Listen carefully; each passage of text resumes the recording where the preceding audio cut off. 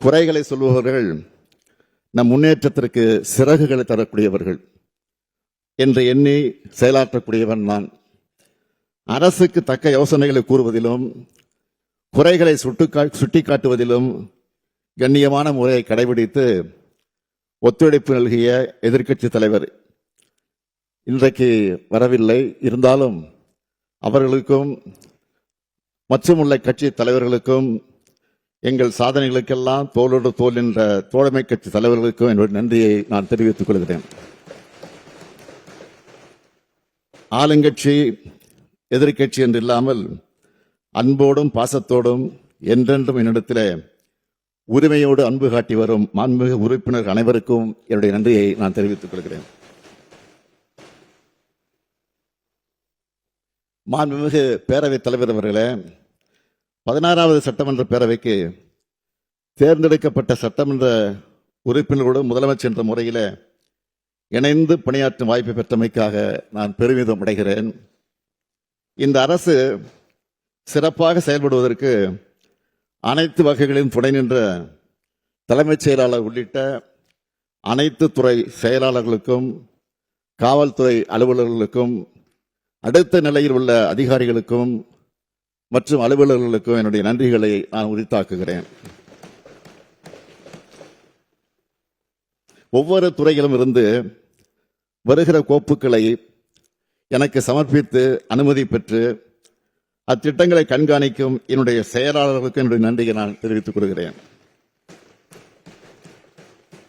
இப்பேரவை மிக சிறப்பாக நடைபெற கடந்த 5 ஆண்டுகளாக பாராட்டக்கூடிய வகையில் பணியாற்றும் நம்முடைய பேரவை முதன்மை செயலாளர் அவர்களுக்கும் பேரவையினுடைய அலுவலர்கள் அனைவருக்கும் என்னுடைய நன்றியை நான் தெரிவித்துக் கொள்கிறேன்.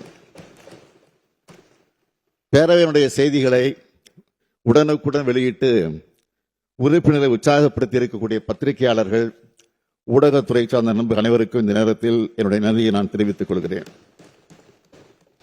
இந்த நேரத்தில் நான் நினைவு கூற வேண்டியவர்கள், இந்த பேரவைக்கு நாம் எல்லோரோடும் தேர்ந்தெடுக்கப்பட்டு நம்முடன் பணியாற்றிய மாண்புமிகு உறுப்பினர்கள் 5 பேர் மறைவேதி விட்டார்கள். தம்பி திருமகன் ஈவேரா, விழுப்புரம் திரு புகழேந்தி, சகோதரர் திரு ஈ.கே. இளங்கோவன், திரு அமுல் கந்தசாமி, திரு பொன்னுசாமி ஆகியோரையும் இந்த நேரத்தில் நினைவு கூர்ந்து அவர்கள் ஆற்றிய பணிகளுக்காக என்னுடைய நன்றிகளை நான் தெரிவித்துக் கொள்கிறேன். கடந்த 24/1/2026 அன்று இதே பேரவையில் நான் உரையாற்றும் போது குறிப்பிட்டதை இப்பொழுது நினைவு கூறுகிறேன். 2021ஆம் ஆண்டு நடைபெற்ற தமிழ்நாடு சட்டமன்ற தேர்தலில் திராவிட முன்னேற்றக் கழகம் 6வது முறையாக வெற்றி பெற்ற போது ஒரு பக்கம் மகிழ்ச்சி இருந்தாலும் இன்னொரு பக்கம் எனக்கு கவலையும் இருந்தது. அதை நான் மறைக்க விரும்பவில்லை. இந்த பொறுப்பை நான் எப்படி செய்ய போகிறேன்? வாக்குறுதிகளை நிறைவேற்ற முடியுமா? மக்கள் விரும்பக்கூடிய வகையில் ஆட்சி நடத்த முடியுமா? மக்கள் மகிழ்ச்சி அடையும் வகையில் ஆட்சி நடத்த முடியுமா என்ற கவலைதான் எனக்கு இருந்தது என்று நான் சொல்லியிருந்தேன். முந்தைய அரசுகளின் செயல்பாட்டின் காரணமாக விளைந்த மிக மோசமான பின்னடைவு, நமக்கு ஒத்துழைக்காத ஓரவஞ்சனை செய்யக்கூடிய ஒன்றிய அரசு, 2க்கும் இடையிலே தான் நாம் இருந்தோம். நமக்கு பெரும் வெற்றியை தந்து பொறுப்பை ஒப்படைத்த மக்களின் எதிர்பார்ப்புக்கு இடையில் ஆட்சிக்கு வந்தோம்.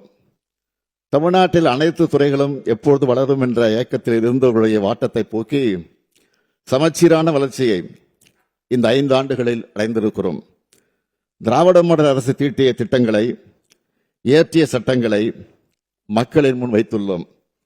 நிதி நிலைமை சீராக இல்லாத நேரத்திலும் அதனை காரணமாக சொல்லி சும்மா இருக்காமல் நிறைய திட்டங்களை செயல்படுத்தி இருக்கிறோம்.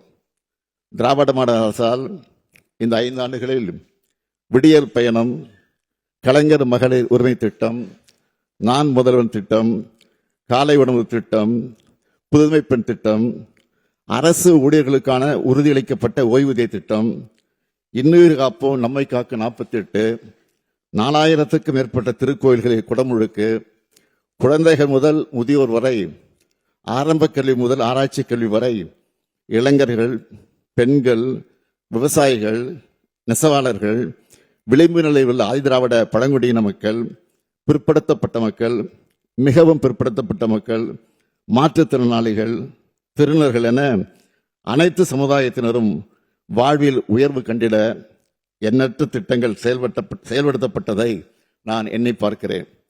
இதற்கெல்லாம் நான் மட்டுமா காரணம்? இல்லை, இல்லவே இல்லை.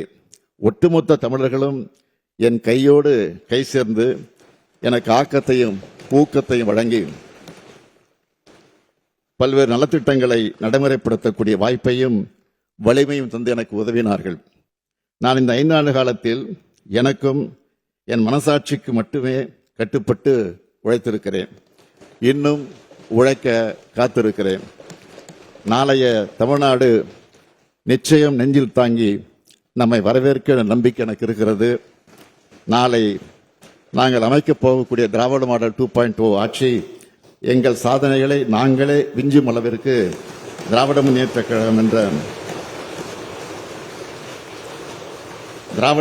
கழகம் என்ற மாபெரும் இயக்கத்தின் தலைவராக அமர வைத்து நான் தமிழ்நாட்டின் முதலமைச்சராக உழைத்த லட்சக்கணக்கான கழக உடன்பிறப்புகள் இருக்கக்கூடிய திசை நோக்கி வணங்கி எவரேனும் விடுபட்டிருந்தால் அவர்களை நினைத்துக் கொண்டு அனைவருக்கும் மீண்டும் ஒரு முறை நன்றி தெரிவித்துக் கொள்கிறேன். உறுதியாக சொல்லுகிறேன், மீண்டும் வெல்வோம், மீண்டும் ஆட்சி வந்து அமைப்போம், மீண்டும் வந்து தமிழ் மக்களுக்கான திட்டங்களை தொடர்ந்து செயல்படுத்துவோம். நன்றி, வணக்கம்.